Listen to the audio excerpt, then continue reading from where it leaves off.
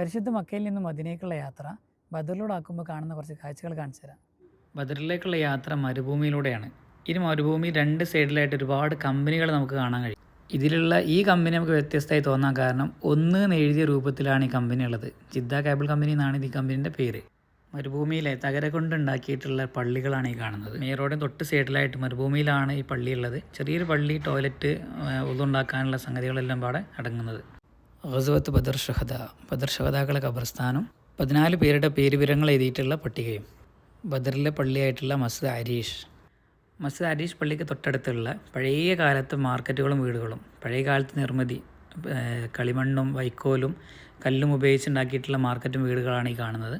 ബദർ ടൗണിൽ നിന്ന് ഇറങ്ങി മദീന റോഡിൽ എത്തുന്നതിന് തൊട്ട് മുന്നായിട്ടുള്ള ജബൽ മലായിക്കത്ത്, ബദറിലെ ശുഹദാക്കൾക്ക് സഹായത്തിനായി വന്നിട്ടുള്ള മലക്കുകൾ ഇറങ്ങിയ സ്ഥലം ജബൽ മലായിക്ക. ബദറിൽ നിന്നും മദീന റോഡിലേക്ക് കയറിയിട്ട് കുറച്ച് ദൂരം ചെന്നിട്ടാണ് അടുത്ത ഒരു പഴയ കാലത്തെ നമ്മൾ നേരത്തെ കണ്ട പോലെയുള്ള ഒരു ടൗണും അതുപോലെ തന്നെ മാർക്കറ്റും കാര്യങ്ങളൊക്കെ അടങ്ങുന്ന ഈ ഒരു നിർമ്മിതി വരുന്നത്.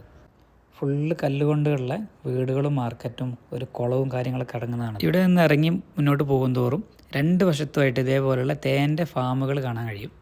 അടുത്ത് വരുന്നതാണ് ഈ യാത്രയിൽ പോകുന്ന വഴിക്കുള്ള ബീർ ഷിഫ എന്നുള്ള ഈ കിണർ. മക്കയിൽ നിന്ന് ബദറിലൂടെയുള്ള യാത്ര പ്ലാൻ ചെയ്യുമ്പോൾ ഇതൊക്കെ കാണാൻ ശ്രമിക്കണം ഇൻഷാ അല്ലാഹ്.